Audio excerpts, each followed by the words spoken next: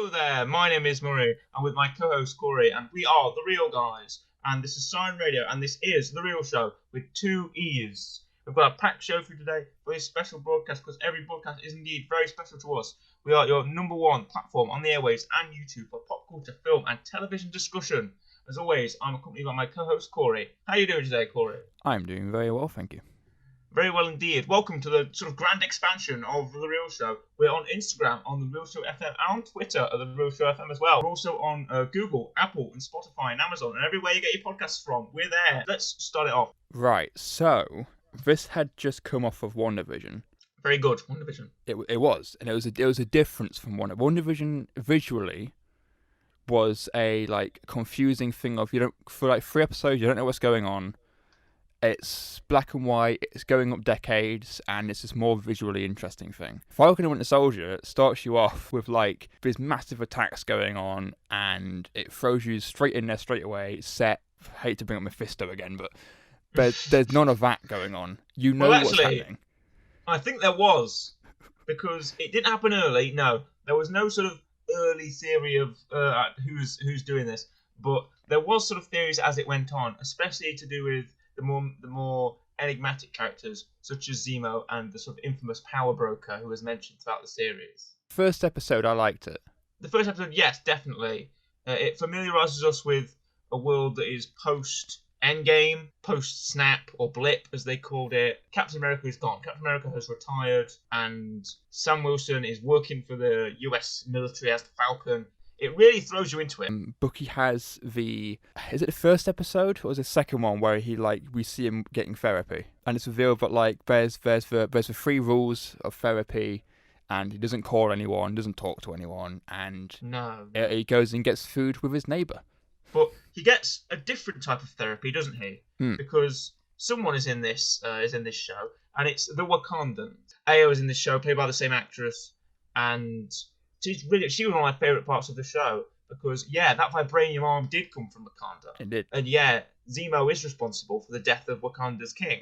It's great to see the Wakandans again. They had a cool action scene with the new Captain America, or US agent. So, also, we get more returning characters. In the first episode, we get Don Cheadle as War Machine. He's back. Sharon Carter, as I mentioned. The good thing about this is, and a good thing about the Marvel TV shows in general, is that you can still kind of not get who people are, but they still fill in the gaps of here's why they're here, here's what they did, so you still know what's going on. Even if you didn't watch Black Panther, right? If you skip Black Panther for whatever reason, it's a good film.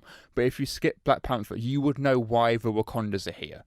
It's explained through the show. I'm glad to see them back. Someone else I'm glad to see back is Daniel Bruhl as Baron Zemo from Captain America Civil War. Part of his involvement is to take them to Madripoor, and also to add a little bit of tension in there when the Dora Milaje show up with Bucky. Winter Soldier breaks him out of prison. Falcon knows nothing about it. Yeah, no, that episode I thought that episode was going to be entirely dedicated to breaking Zemo out of prison. No, it happens very quick. There's only 6 episodes in this series, which is less than Wandavision. So I thought, right, well, this will be like a filler episode. We won't get much. They're like, they'll spend time breaking Zemo. No, they break it straight away. It's one sequence. Sam and Bucky have a little bit of an argument about why he's out. And then it's almost like, essentially, Zemo knows somewhat what to do. He kind of takes charge throughout most of this. He does, yeah. And he's good. He's business. He looks like comic Zemo. There's a lot more comic accuracy in the TV series. Oh, yeah, definitely. We had to wait sort of the entire series of WandaVision to get Wanda's comic accurate Scarlet Witch. I was more happy to see Vision's comic outfit, to be honest. Since we're on the topic of comic conversations, comic costumes, at the end, again, spoilers, if you haven't figured out the spoilers in this, you know at the end when it's revealed that US Agent is US Agent. Yes, and he comes out wearing the same outfit but different colours. Mm-hmm. I'm aware that in the comic, that's what he looks like. Yes, however, US Agent does. It was a little bit not confusing, but he just looks the same but different. You know what? He got the actor himself, Wyatt Russell, got a lot of hate when this was kicking off. You can hate the character as much as you like, but never go after the actor or that, because that's why Jack, I think his name's Jack Gleason, the guy that played Joffrey in Game of Thrones. That's why he's not working anymore. because bless him, he played evil so well. What's the thing? Because I really enjoyed John Walker in this. Yeah, he's a love to hate character. This new Captain America is, oh yeah, truth, justice, and the American way. I fight for America, and then he's going to decapitate someone with his shield, and then he's going to kick somebody so hard they die. That kind of thing. Captain America, more like Captain America. Okay, that would have been okay if you managed to get it out properly. That joke just fell completely flat. No, I mean, Can I have another go? Can I sure. say it again? Go for it. Oh dear. Captain America, more like decapitation America. Right. Okay. There you go.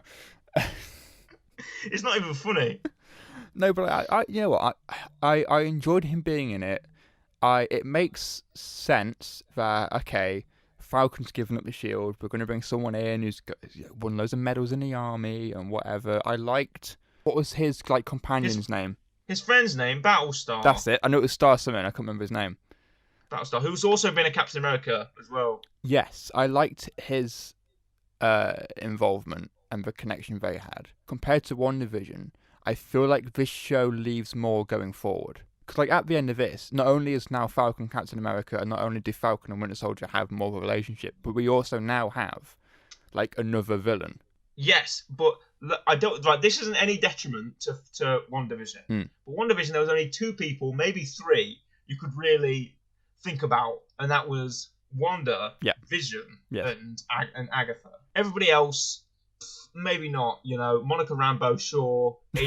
Agent Jimmy Woo, yeah, all right. Darcy, yeah, okay. Because in WandaVision, that you were jumping around so much outside the hex, inside the hex. What's going on in the TV show? What's Monica Rambeau becoming Captain Marvel? That kind of thing. But here we have a lot more centralized story of, in a way, it is all about Captain America. It's the legacy of Captain America. It's his shield. By the way, I don't know if you know, because I think I tried to Google it when I watched the episode.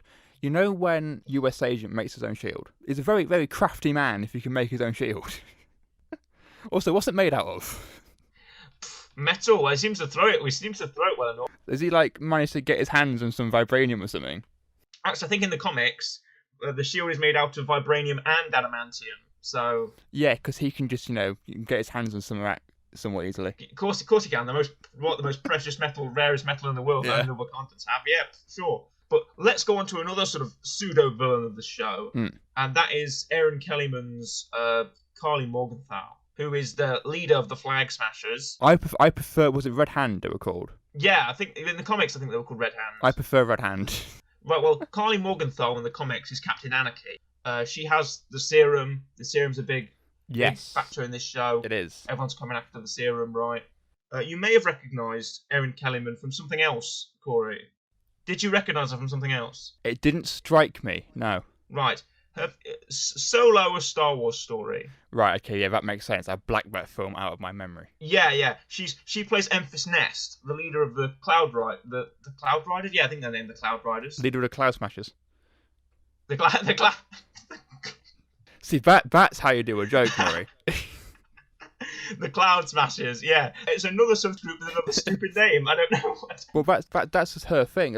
If you go on IMDb, people have things they're known for. Jack Black has expressive eyebrows listed. But Aaron Kellyman's going to be the young female leader of a group with a stupid name. Yeah. But they play that they play almost the same beats as Solo as Emphas Nest in a way. And unlike Emphas Nest, Carly Morgenthau dies at the end of this. Spoilers. She does. She gets shot. She does. She's shot by Aaron Carter, and who turns out to be the power broker. No, It wasn't General Ross. No, it wasn't Bruce Banner. Hold on. Did people actually think it was Bruce Banner? Yes, that's something I've seen. Oh God. Let's go away from Carly Morgenthau for a minute. Yeah. And let's go over to Sharon Carter and the power broker. Yes. Now, what were the stuff I saw that you probably saw the one where people thought it was General Ross, Red Hawk? Yeah. Which I wouldn't have minded. Right, yeah, because I know he's going to be in Black Widow, so that makes sense. Some people thought it was Nick Fury. There was loads of ones. But turns out a Nick Fury character type shows up. Yes. We get Julia Louise-Drayfus as Valentina De Fontaine, as she was called. Contessa, her name was. Very charming and very... she plays it sort of like Nick Fury played it in the early days, where he's very, swaggering and I'm gonna make you a superhero. That type of thing.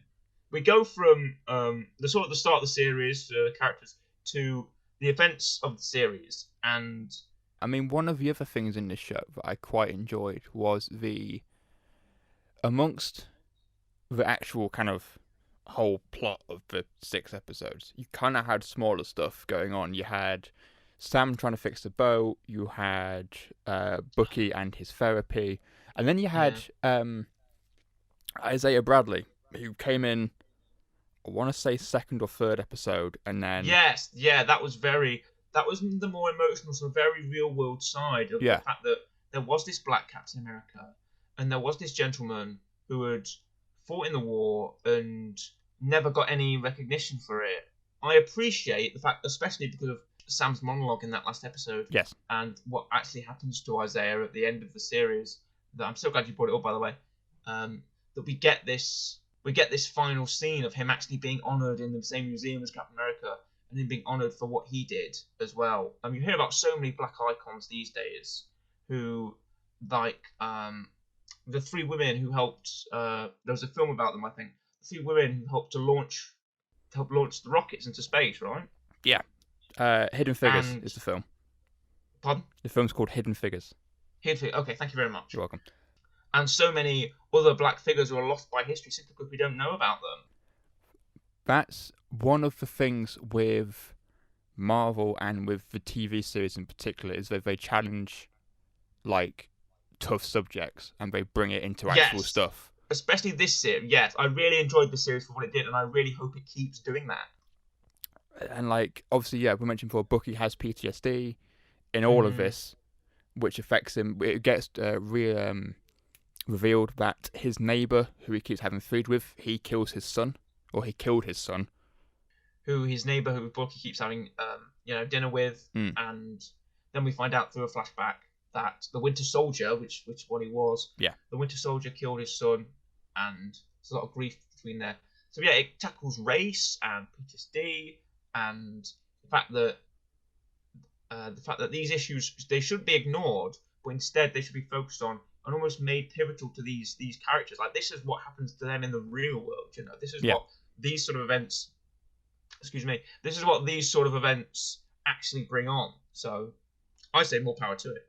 Yes, it's great. I mean, I know Wandavision tackled some other stuff as well, and I know that this did. It's something that I'm glad Marvel are doing, and it's something that I hope appears in other stuff as well.